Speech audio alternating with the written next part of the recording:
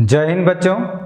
आज हम कक्षा 10 के विज्ञान विषय के अंतर्गत अध्याय 4 में कार्बन एवं उसके यौगिकों के संदर्भ में जो चर्चा करेंगे उनमें हमारे मुख्य बिंदु सजातीय श्रेणी, कार्बन से अटैच्ड क्रियात्मक समूह एवं इनके नामांकन की जानकारी के साथ साथ इनकी रासायनिक अभिक्रियाओं के बारे में भी हम जानकारी हासिल करेंगे। बच्चों, कार्बन अत्यंत मैत्रीपूर्ण तत्व है। अभी तक हमने कार्बन तथा हाइड्रोजन के संयोग से बने यौगिकों का अध्ययन किया, लेकिन बच्चों कार्बन हैलोजन से, ऑक्सीजन से, नाइट्रोजन से तथा सल्फर से भी अभिक्रिया करके आबंध बनाता है। It's form a bond. Hydrocarbon असंख्य हैं। हाइड्रोकार्बन श्रृंखला में यह तत्व एक या अधिक हाइड्रोजन को एक प्रकार से विस्थापित करके उसमें फंक्शनल ग्रुप या क्रियात्मक समूह का जुड़ना। तो जिस प्रकार से कार्बन की जो हमने पिछली बार संयोजकता देखी, कार्बन की संयोजकता 4 है, तो हम किसी क्रियात्मक समूह के माध्यम से इसमें से एक हाइड्रोजन को प्रतिस्थापित कर सकते हैं। प्रतिस्थापित करने के पश्चात जो फंक्शनल ग्रुप लगता है उससे भी कार्बन की संयोजकता पूर्ण होती है। यह विषम परमाणु कुछ फंक्शनल ग्रुप के स्वरूप में उपस्थित होते हैं। यह फंक्शनल ग्रुप के जुड़ने से संपूर्ण उस कार्बनिक यौगिक की भौतिक और रासायनिक गुण धर्मों में परिवर्तन कर देता है। यह फंक्शनल ग्रुप वास्तव में कुछ विशिष्ट गुण लिए हुए होते हैं। क्रियात्मक समूह के आधार पर कार्बनिक यौगिकों को विभिन्न श्रेणियों या वर्गों में विभाजित किया जा सकता है। कार्बनिक यौगिकों का वह समूह जिसके प्रत्येक सदस्य में एक सामान्य क्रियात्मक समूह उपस्थित होता है। यहाँ प्रत्येक सदस्य का द्रव्यमान भिन्न हो सकता है, लेकिन क्रमबद्ध तरीके से अगर हम देखें तो इनकी रासायनिक अभिक्रियाएं लगभग सामान्य रूप से समान होती हैं। भौतिक गुणों में अवश्य क्रमिक परिवर्तन आता है, तो भौतिक गुणों में क्रमिक परिवर्तन देखा गया है। रासायनिक गुण लगभग सामान्य रूप से एक समान होते हैं। अब हम बच्चों आपको फंक्शनल ग्रुप कौन कौन से होते हैं इसकी जानकारी बोर्ड पर लिखकर देते हैं। बच्चों, जैसा अभी आपको बताया, क्रियात्मक समूह किसी अणु का वह भाग है जिस पर बने हुए कार्बनिक तत्व की संपूर्ण रासायनिक अभिक्रियाएं निर्भर रहती हैं। तो क्रियात्मक समूह कौन कौन से होते हैं इनके बारे में अपन अब चर्चा कर लेते हैं। यहाँ पहले आएगा एकल बंध, एकल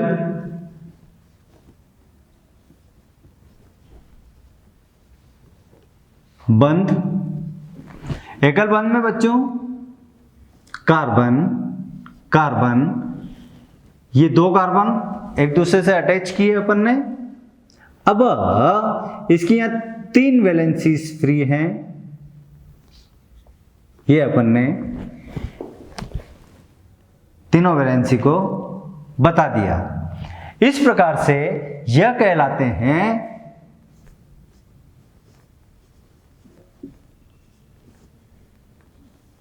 एल्केन। यह कहलाते हैं एल्केन। और स्वाभाविक है बच्चों, अभी आप समझ ही गए होंगे कि ये एग्जाम्पल क्या हो सकता है। यह एग्जाम्पल हमारा होगा अगर हम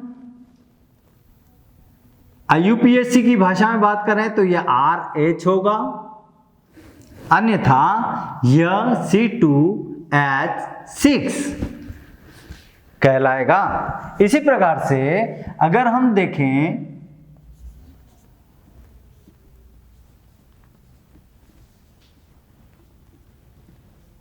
द्विबंध, तो द्विबंध में कार्बन कार्बन के बीच में डबल बॉन्ड होता है, कार्बन डबल बॉन्ड कार्बन। यहां इसका अगर अपन सूत्र देखें तो ये दो वैलेंसी, कार्बन, इस कार्बन की दो वैलेंसी, इस कार्बन की दो वैलेंसी फ्री है, वो अपन ने शो करी।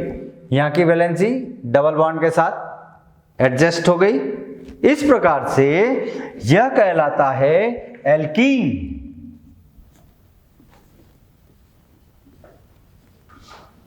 यह कहलाता है एल्कीन, जिसका हम उदाहरण लें तो द्विबंध में बच्चों कार्बन डबल बॉन्ड, ये दो हाइड्रोजन के लिए वैलेंसी है, यह कहलाता है एल्कीन। यहां पर हम इसे करेंगे RCH डबल बॉन्ड CH2। अब हम त्रिबंध की चर्चा करेंगे। तो त्रिबंध में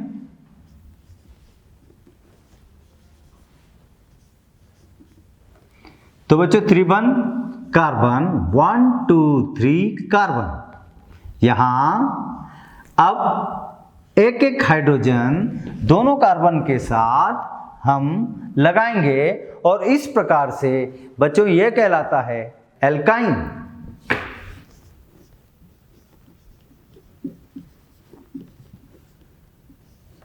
सूत्र के रूप में अगर अपन इसे देखेंगे तो यह कहलाएगा RC123 तीन बॉन्ड CH।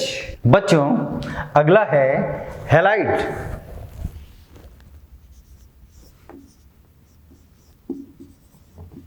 जैसा कि आपको अच्छी तरह से पता है, हैलाइड को हम सामान्य सूत्र X के द्वारा प्रदर्शित करते हैं।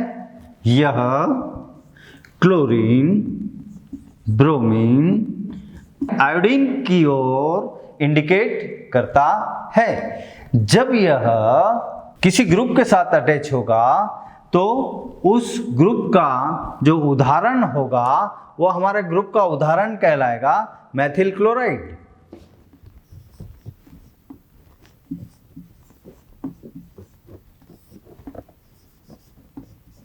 Chloride, Maithil chloride. इसका अगर हम सामान्य सूत्र देखें तो इसका सामान्य सूत्र बच्चों होगा CH3Cl, CH3Cl, CH3Cl। अगला उदाहरण अगर हम बच्चों देखें तो हमारे अगले उदाहरण में ये आ जाता है दूसरा समूह जिसे हम कहते हैं हाइड्रोक्सिल OH ग्रुप। तो हाइड्रोक्सिल ग्रुप में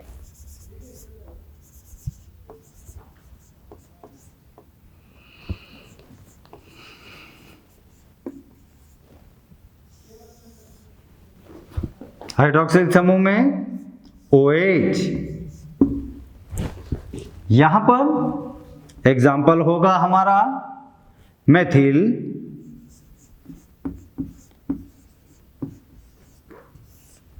अल्कोहल।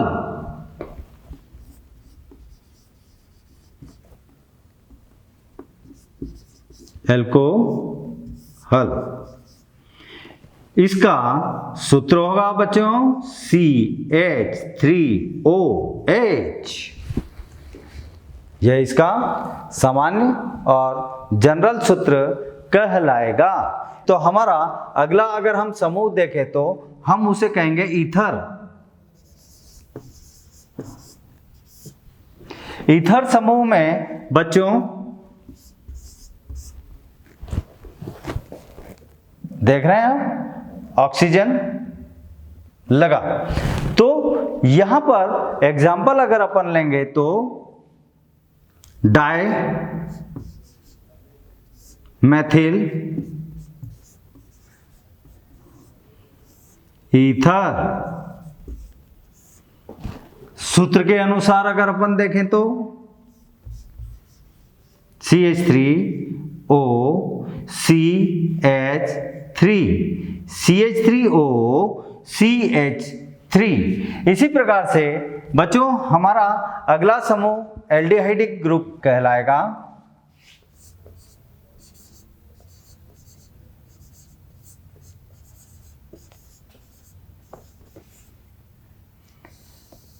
एल्डिहाइडिक समूह, यहां पर CHO जो पूरे फंक्शनल ग्रुप जो कहलाता है वह कहलाता है CHO। तो हम इसे लिखने का जो माध्यम रहेगा C, इसके बाद H, यहां पर डबल बॉन्ड, ये एल्डिहाइडिक हमारा समूह कहलाता है। हम इसका उदाहरण ले सकते हैं। इसके उदाहरण में हम लेंगे एसीटल्डिहाइड।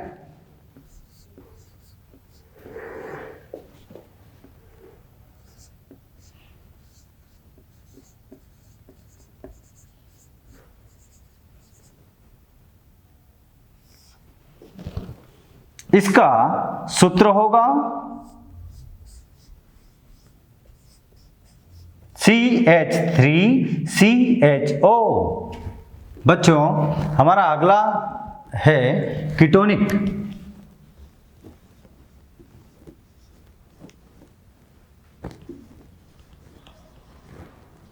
यहां यह हाइड्रोजन के लिए डबल बॉन्ड O, CO।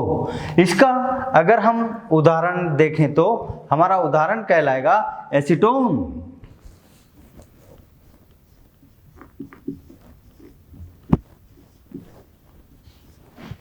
और सूत्र के रूप में अगर हम यहां पर देखेंगे तो CH3COCH3।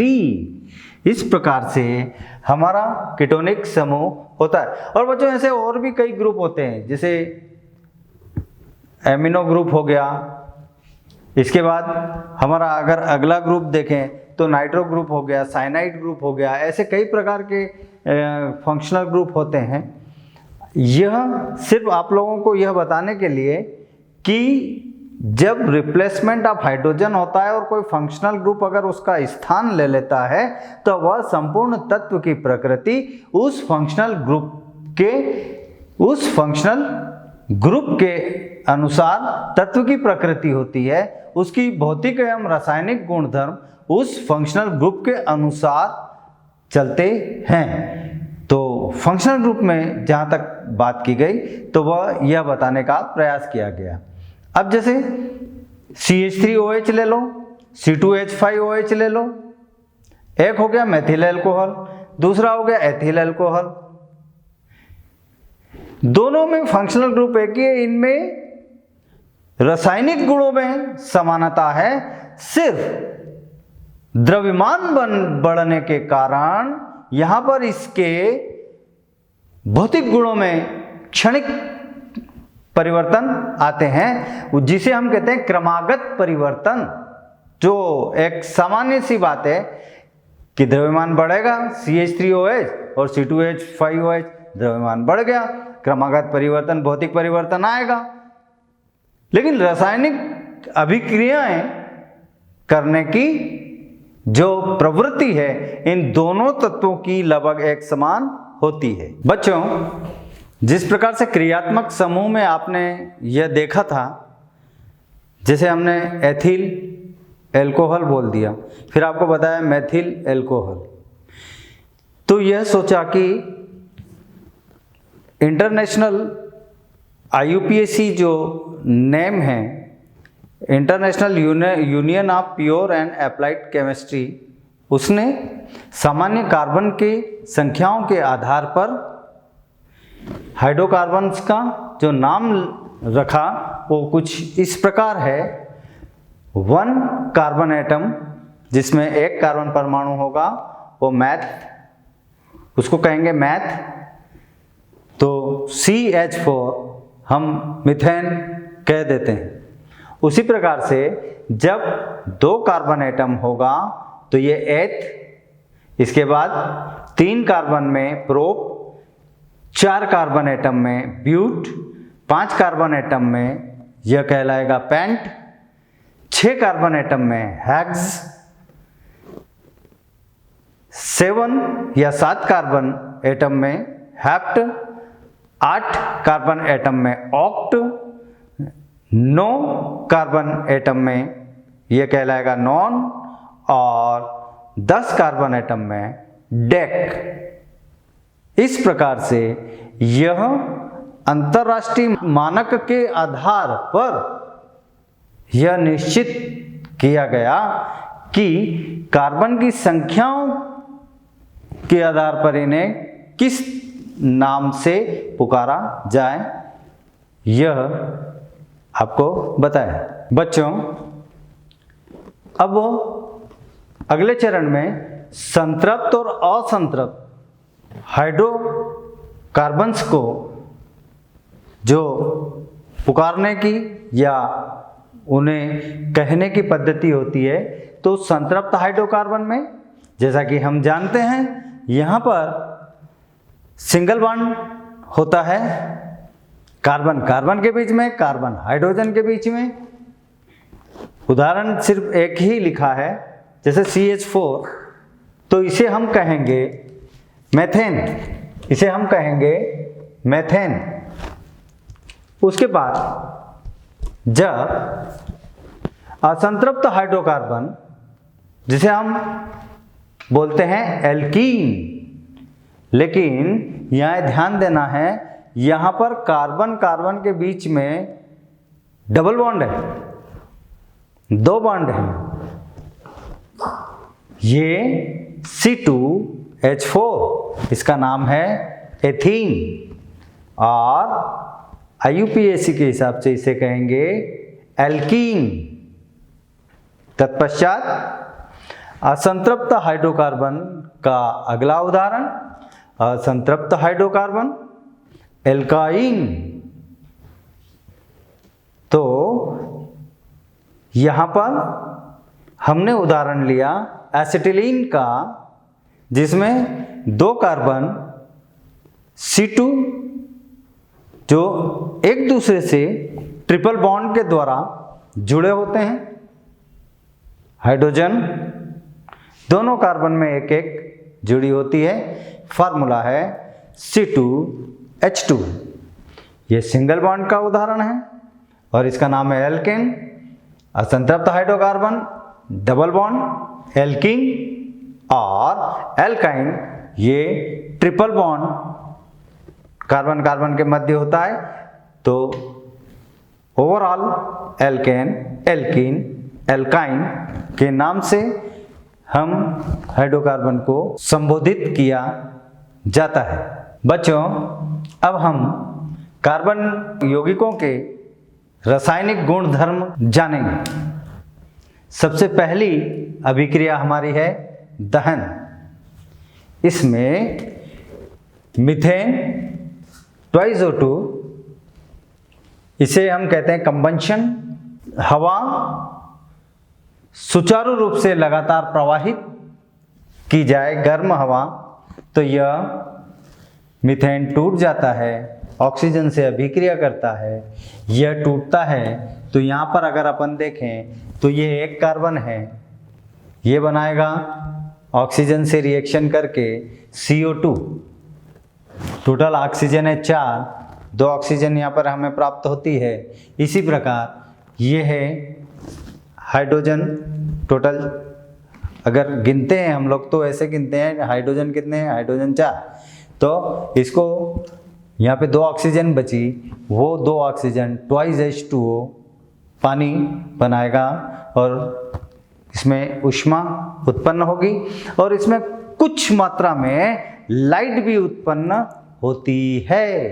बच्चों, हमारी इसी प्रक्रिया में अल्कोहल क्षारीय KMnO4 या अम्लीयकृत K2Cr2O7 से जब इनकी अभिक्रिया करवाई जाती है तो ये KMnO4 या K2Cr2O7 अल्कोहलों को ऑक्सीकृत कर देते हैं एवं अम्ल बनाते हैं। यह एसिटिक एसिड कहलाता है CH3COOH। बच्चों, हमारी दूसरी अभिक्रिया है संकलन अभिक्रिया। संकलन अभिक्रिया में असंतृप्त हाइड्रोकार्बन से अगर हाइड्रोजन जुड़ेगा तो वह सेचुरेटेड अर्थात संतृप्त हाइड्रोकार्बन में परिवर्तित हो जाएगा। यहाँ पर निकल कैटलिस्ट प्लस हीट की आवश्यकता होती है। हमने C2H4 लिया है, CH2 it's known as ethene. यह असंतृप्त है। When it reacts with the hydrogen, this will gives us ETHA ethane or is converted into the saturated hydrocarbon। बच्चों, एक और आपके लिए एक बेहतरीन रिएक्शन देखिए, ये है वेजिटेबल ऑयल, वनस्पति तेल। ये अनसेचुरेटेड होता है, असंतृप्त होता है। इनकी निकल कैटलिस्ट की उपस्थिति में जब इसे गर्म किया जाता है और फिर हाइड्रोजन प्रवाहित की जाती है तो हमें यहां सेचुरेटेड घी मिलता है। ये वेजिटेबल घी प्राप्त होता है जो कि सेचुरेटेड होता है। तो देखा बच्चों, ऑयल से घी में हमने बदल दिया, जिसे अपन कहते हैं नकली घी। बच्चों, अगली अभिक्रिया है हमारी प्रतिस्थापन अभिक्रिया। जब सेचुरेटेड हाइड्रोकार्बन को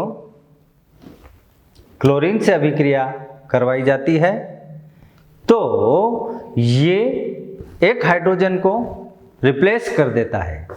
अर्थात ये कहें कि हमने 2 क्लोरीन लिया, ये 2 क्लोरीन एक CH3 से अटैच हो जाएगा और एक यहाँ से रिप्लेस हाइड्रोजन होती है, यहाँ से एक हाइड्रोजन प्रतिस्थापित होती है।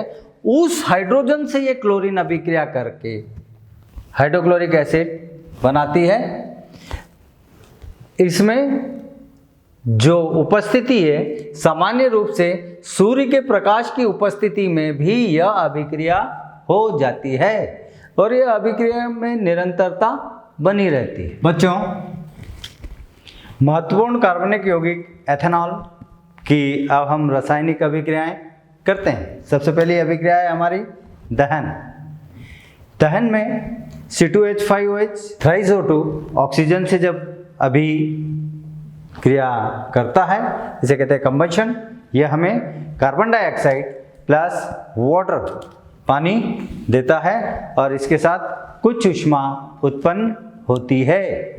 दूसरी अभिक्रिया सोडियम के साथ एल्कोहल जब रिएक्शन करता है तो हमें सोडियम इथॉक्साइड प्राप्त होता है और हाइड्रोजन गैस लिबरेट होती है और या हम ये कह सकते हैं हाइड्रोजन गैस मुक्त होती है। इसी प्रकार से अगली अभिक्रिया है जिसमें इथाइल अल्कोहल लिया। ये अभिक्रिया जो है सांद्र H2SO4 और 170 डिग्री सेंटीग्रेड तक जब हम इसे गर्म करते हैं इनकी उपस्थिति में तो हमें CH2 यह हमें प्राप्त होता है इथीन प्लस वाटर।